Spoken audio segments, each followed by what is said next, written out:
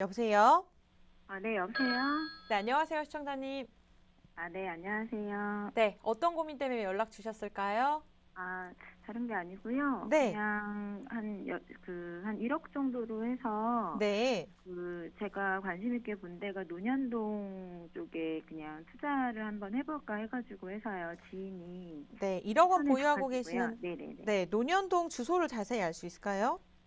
주소는, 그러니까 제가 물건을 본 게 아니어가지고요. 그러니까 아, 지역으로 이제 투자 강남 쪽인데, 이제 논현을 제가 좀 강남을 주의 깊게 봤는데, 네, 친구가 지인이 논현동 쪽 투자를 좀 추천해줘서 그 지역으로 제가 투자해보는 건 어떨까 해서 그냥 의견이 듣고 싶어서요. 알겠습니다. 여유자금 1억 원 정도 보유하고 계시고 논현동 쪽에 이제 어떠한 투자 형태로 투자를 해야 될지 저희가 한번 상담 도움 드려보도록 할게요. 대표님과 인사 네. 나눠보세요. 네, 안녕하세요. 네, 안녕하세요. 네, 반갑습니다. 네. 논현동 쪽에 네. 지금 그럼 다세대 주택을 보신 거예요? 그러니까 뭐 사실 투자는 아파트를 하고 싶긴 한데 사실 네. 뭐 자금이 많지 않아서요. 네. 그래서 좀 찾고 있다가 뭐 강남 쪽은 꾸준히 인기들이 많잖아요. 네. 그래서 좀 어디 쪽을 구가 많으니까 어디 동을 볼까 했는데 친구가 지인이 논현동이 좀 괜찮다고 말을 해줘가지고 아직 물건을 본 거는 없어요. 그래서 그쪽으로 그럼 투자 지금 방향을 우리 잡고 부동산에서 좀 꼭 하지 알아봐도 말아야 될 될까요? 지인 소개를 받으신 거네요? 네, 그냥 아는 지인이요. 네. 제가 결론을 말씀을 드릴게요. 지금 한 네. 1억 정도로 네. 여유 자금이 많지가 않는데 뭐 강남 하니까 강남 쪽에 투자를 하고 싶은데 네. 여유 자금 1억 정도로 투자할 지역이 이제 논현동 쪽에 다세대 네. 주택을 조금 지인들이 이제 소개를 좀 했다 이거 아니에요?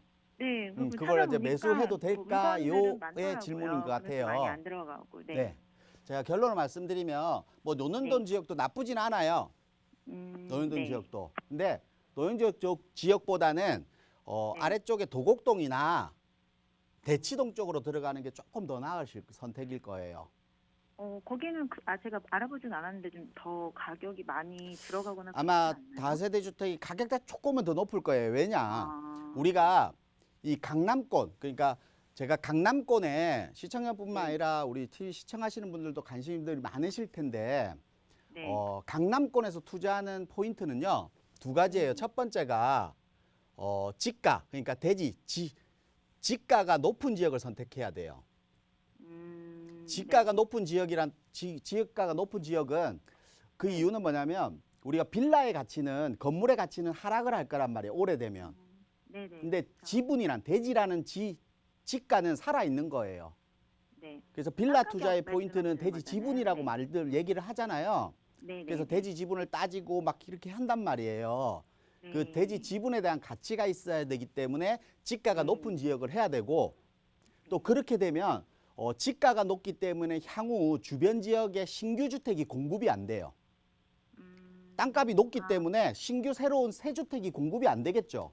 그렇죠. 논현동 지역에는 네. 신규 다세대 주택이 많죠. 네, 많았어요. 네. 네. 근데 우리 대치동이나 도곡동에는 신규 다세대 주택이 많이 없죠.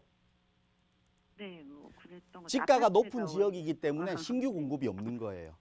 네. 그렇기 때문에 우리의 앞으로의 내 집의 가치는 점점 올라갈 수밖에 없겠죠. 그리고 두 번째 포인트는 뭐냐면 네. 주변 지역의 랜드마크 아파트, 그러니까 네. 가격 주도 아파트 있죠. 네. 가격 주도 아파트가 있는 주변 지역을 공략하셔야 돼요. 그 이유는 뭐냐면 우리가 다세대 주택은 결국은 그 지분에 따른 나중 추후의 개발이라는 이익을 보고 들어가는 경우도 많잖아요. 네. 그러면 랜드마크 아파트 주변 지역이 개발된다라고 하면 가격대가 충분히 따라가겠죠. 그렇죠. 그러면 아파트에 못 사업성이 들어가고. 늘어난다는 거예요. 네네네. 똑같은 대지를 가지고 있더라도 사업성이 훨씬 더 높아지는 겁니다. 그리고 네. 이 랜드마크 아파트 주변 지역에 있으면 또 다른 유형은 우리가 강남권의 주택, 다세대 주택은 결국은 네. 아파트가 너무 고가기 때문에 대체주택이에요. 네. 결국은 네. 그러면 아파트가 높으면 높을수록 대체주택의 인기도는 높아질 수밖에 없는 겁니다. 네. 그래서 랜드마크 아파트 주변 지역으로 공략을 하셔야 돼요. 근데 이 두 가지를 우리가 포인트를 잡았잖아요. 네. 두 가지 포인트라고 하면 뭐 학동이나 논현동 주변 지역보다 도곡동이나 역삼동 지역이 훨씬 더 나은 거는 이해하시겠죠? 네네. 그래서 뭐 강남권 좋으니까, 투자 네, 포인트는 이렇게 잡으셔야 돼요.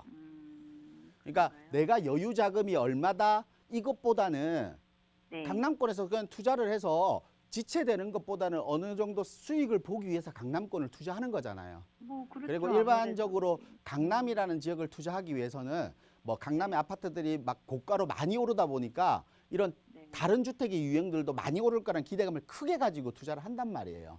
근데 네. 이런 기준점이 없이 들어갔을 경우에는 강남권에서도 다세대 주택 투자에서 좀 실패할 수도 있는 위험성이 있는 겁니다. 제가 항상 다세대 주택 투자를 할 때 말씀드리는 게 다세대 주택은 아파트라든지 오피스텔이라든지 이런 다른 유형의 부동산보다 개별성이 되게 강해요. 길 하나를 두고 네. 집이 가격이 2배 이상 3배씩 뭐 몇 배씩 차이가 나는 경우도 있거든요.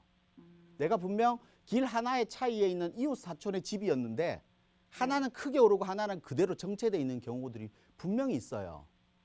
그래서 그런 선택 부분을 좀 더 면밀히 검토하고 이렇게 들어가셔야지 뭐 지인 소개로 그냥 뭐 이런 주변 사람 얘기 듣고 투자하는 거 절대로 하시면 안 돼요. 그래서 논현동 지역 투자보다는 제가 봤을 때는 도곡동이나 대치동 아니면 지가가 높고 랜드마크가 뭐 주도하는 아파트 주변 지역 강남의 송파나 서초나 마찬가지예요. 네네. 그렇게 들어가시는 게 맞을 것 같습니다. 네. 죄송한데 그럼 한 네. 가지만 더 여쭤볼게요. 네. 혹시 목동 쪽은 어떨까요? 목동요? 9호선도 있고, 네. 그쪽. 제가 네. 목동 지역도 다세대 주택들을 많이 투자를 해요. 네. 목동 지역은 뭐 지금 뭐 목동에서는 신시가지보다 지금 구시가지 쪽을 얘기하시는 것 같아요. 네, 보니까. 저는 네. 저기 좀 받는 게 뭐 가보진 않았고요. 네. 염창역 쪽이 그래도 좀 수요가 있는 것 같아서 9호선도 영참역 주변 지역 그러니까 구시가지를 그래서 얘기하는 것 그쪽을- 같은데 그런가요? 목동 같은 네. 경우는 이런 거예요. 우리가 목동의 구시가지들이 재개발하려다가 재개발 무산된 이유가 결국은 예. 신시가지 재건축 아파트 목동 1단지부터 14단지 재건축 아파트들 있죠. 예, 그쵸. 재건축 아파트가 재건축을 하면서 네. 이 재개발까지 같이 해버리면 목동 전체의 부동산 가격이 다 올라가 버리잖아요. 네. 그걸 순환 방식의 개발이라고 표현하거든요. 그러니까 목동 신시가지 아파트 재건축이 끝나야 목동의 재개발들이 얘기를 할까 말까예요. 그럼 뭐 기간이 너무 길겠죠. 그렇겠네요. 투자의 그럼 가치 뭐, 부분이 안 맞죠. 최근에 아마 네. 공공 재개발 이런 재개발에 대한 관심들이 많으신 것 같은데요. 우리가 공공 재개발도 마찬가지예요. 재개발 부분에서도 포인트를 잡아야 될 부분들이 따로 있어요. 이런 순환 방식의 개발이라든지 뭐 도로 여건에 대한 방식이라든지 주변 아파트 가격에 대한 사업성에 대한 부분이라든지 여러 가지 따져야 되는데 그냥 공공 재개발이나 아니면 노후주택이 밀집되어 있거나 이런 이유만으로 투자하는 이런 부분들이 있거든요. 그런 부분들을 꼭 주의하시기 바라고 그런 부분들을 꼭 여러 사람들과 상의를 하고 선택하시기 바라겠습니다. 네, 알겠습니다. 네. 감사합니다. 네.